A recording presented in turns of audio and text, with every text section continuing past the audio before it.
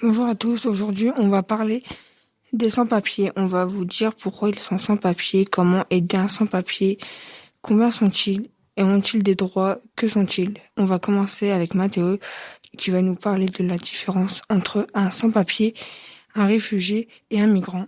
Les sans-papiers sont des personnes qui vivent illégalement dans un pays qui n'est pas le leur, alors que les migrants sont des personnes qui ont quitté leur pays pour aller s'installer dans un autre, pour des raisons climatiques, politiques, etc. Les sans-papiers ne peuvent pas travailler légalement, ils n'ont en plus pas de l'aide sociale, si ce n'est l'aide médicale d'État.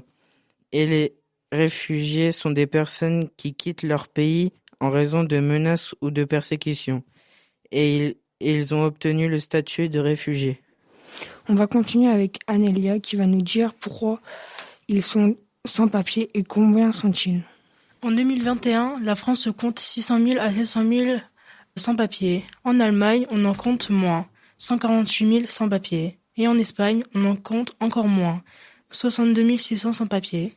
Les raisons pour devenir sans-papiers sont multiples. Ils arrivent dans un pays qui n'est pas le leur, soit pour vivre sans titre de séjour, soit encore dans le cas d'une personne aînée de parents immigrés sur le territoire national.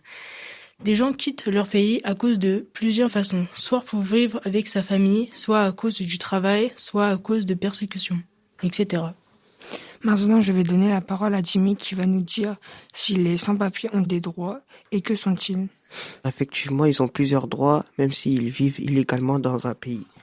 Les sans-papiers ont droit à une AME, aide médicale d'État, qui est obligatoire dans des centres de santé auprès des services hospitaliers. Les sans-papiers ont également droit à une demande de permis de séjour.